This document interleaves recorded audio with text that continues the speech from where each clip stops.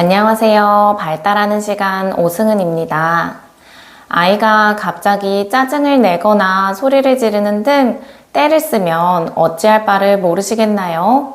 더구나 집안에서는 모르겠는데 젤리를 사달라며 마트 한가운데에서 들어눕거나 공공장소에서 소리를 지르면 우리는 당황스럽기도 하고 어떻게든 그 상황을 빨리 끝내고 싶지요. 흔히 때 그만 쓰라고 아이를 더 크게 꾸짖거나 아이가 좋아하는 것을 주면서 달래려고 하는데요. 하루에도 몇 번이나 이런 상황에 맞닥뜨리면 예뻐야 할 내 아이가 밉기도 하고 또 혼을 내고 나서는 정작 부모님 마음이 가장 편치 않잖아요. 우리는 보통 아이가 때를 쓰면 어떻게 빨리 이것을 중단할 수 있을까를 더 많이 고민하게 되는데요. 아이의 이러한 행동을 줄이려면 우선 그 행동이 가지고 있는 기능에 대해서 살펴보는 것이 중요합니다.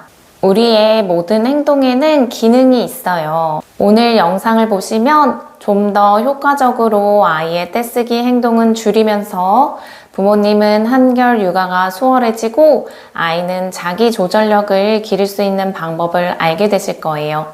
그렇다면 기능을 어떻게 이해할까요? 여기에서 중요한 것이 바로 행동의 ABC입니다. A는 선행사건, B는 행동, C는 결과를 뜻합니다. 쉽게 말해 아이가 특정 행동을 하기 전의 상황은 어땠는지 또 특정 행동으로 인해서 얻게 되는 결과는 무엇인지를 분석하는 거예요. 예를 들어 집에 가다가 놀이터가 보이니 아이는 놀이터에 가겠다며 떼를 쓰고 들어 눕습니다. 부모님은 그래 그럼 그네 딱 한 번만 타고 가는 거야 하고 놀이터를 가게 됩니다. 이 상황에서 선행사건은 집을 가다가 놀이터를 본 것, 행동은 떼를 쓰고 바닥에 들어눕는 것, 결과는 놀이터에 가게 된 것입니다. 이 상황에서 아이의 떼쓰기 행동의 기능은 무엇일까요? 바로 원하는 것을 요구하려는 의도임을 알 수 있습니다. 떼를 씀으로써 아이는 놀이터 가기라는 자신이 원하는 바를 달성하게 되는데요.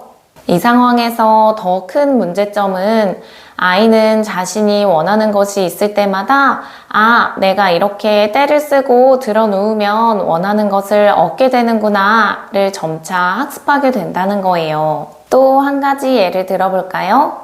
자, 이제 놀이터에서 놀고 집에 돌아왔습니다. 집에 돌아오면 손을 씻어야겠죠? 엄마가 이제 손 씻자 라고 말하니 아이는 다시 떼를 쓰고 도망을 갑니다. 몇 번 회유도 해보고 협박도 해보지만 아이는 꿈쩍도 하지 않습니다. 너무 지친 엄마는 결국 그럼 물티슈로라도 닦아 하면서 물티슈로 손을 닦고 상황이 마무리가 됩니다. 이 상황의 ABC를 분석해보자면 선행사건은 엄마가 손 씻자 라고 말한 것, 행동은 떼를 쓰고 도망가는 행동, 결과는 어떻게 되었죠? 손을 제대로 씻지 않고 물티슈로만 닦고 마무리가 되었죠. 그럼 이 상황에서 떼쓰기 행동의 기능은 무엇일까요?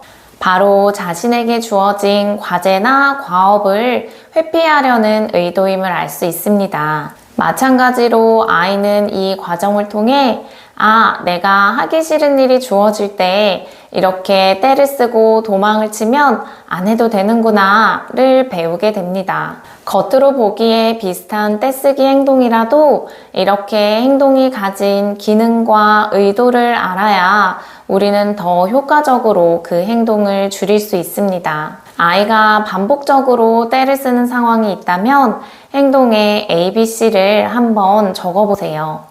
그렇다면 앞에 두 상황에서 우리는 어떻게 아이를 도와주어야 할까요? 두 가지 상황 모두에서 공통적으로 적용해 볼 수 있는 것은 바로 떼쓰기나 눕기, 도망가기 등의 행동이 아닌 말로써 자신의 의도를 표현하게 하는 거예요. 즉, 떼를 쓰는 게 아니라 놀이터 가고 싶어요. 손 씻기 싫어요 라고 말로 자신의 의도를 표현하도록 도와주세요. 아이가 떼를 쓴다고 포기하지 마시고 아이를 바로 서게 하거나 앉게 한 다음 부모님에게 바르게 자신이 가진 의도를 말로 전달하게 도와주세요. 표현이 어려운 친구라면 해야 하는 말을 짧게 따라 말하게 해서라도 반드시 말로 표현하게 해야 합니다. 예를 들면 놀이터 가 또는 놀이터 또는 놀이터 쪽을 가리키는 포인팅 정도만 하게 해도 괜찮아요. 그런데 선생님, 우리 애는 말은 다 잘해요. 그런데 언제나 아이 말을 다 들어줄 수는 없잖아요. 또는 말로 해야 되는 것까지는 알겠어요. 그런데 그럼 언제까지 아이 말을 들어줘야 되죠? 라는 질문이 있을 수 있어요. 우선은 떼쓰기 행동이 아주 심하다면 떼를 쓰는 행동 대신 말로 자신의 의도를 표현하는 것이 자연스럽게 나올 때까지는 아이가 말로 표현하는 것을 들어주는 것이 좋습니다. 그래야 아이가 내가 원하는 것이 있거나 무언가 하기 힘들 때 말로 표현해야 얻을 수 있구나를 배우게 될 거예요. 하지만 우리가 항상 놀이터에 가거나 항상 물티슈로 손을 닦을 수는 없지요. 그럴 때 할 수 있는 간단한 방법을 말씀드리면 우선 아이가 원하는 것을 들어줄 수 없는 상황에서는 대안 제시가 도움이 될 수 있습니다. 이때에도 대안을 줄 때 하나만 주지 마시고 선택권으로 제안해 보세요. 예를 들어 오늘은 놀이터에 갈 수 없어. 대신에 집에 가서 땡땡을 하거나 땡땡을 할 수 있어. 무엇을 할까? 이렇게요. 이때 제안하는 땡땡은 놀이터만큼은 아니어도 그래도 상당히 아이가 좋아하는 것이어야 합니다. 한편 해야 하는 것을 반드시 해야만 하는 상황일 때는 루틴 설정이 도움이 될 수 있습니다. 이때 아이가 하기 싫어하는 루틴 뒤에 좋아하는 루틴을 넣는 것이 도움이 될 수 있어요. 즉, 외출 후 돌아와서 화장실에서 손을 씻고 아이가 좋아하는 간식을 먹는다던가 아이가 좋아하는 영상을 보면서 잠시 휴식을 취한다던가 하는 루틴을 설정하는 것이에요. 자신이 원하는 바를 말로 표현하고 상대방의 의견을 수용할 때 아이는 자기 조절력을 기를 수 있습니다.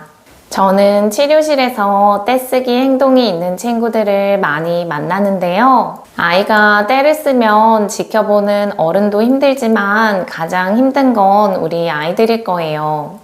오늘부터는 떼쓰기를 통해서 아이가 어떤 의도를 표현하고자 하는지 어떤 상태인지를 파악한다고 생각해 보세요. 우리는 어른으로서 아이가 먼저 바뀌길 바라기보다 내 행동과 주변 상황을 바꾸어 아이의 변화를 만들어내는 방향을 항상 생각해야 합니다. 그럼 오늘의 영상이 도움이 되셨다면 좋겠습니다. 감사합니다.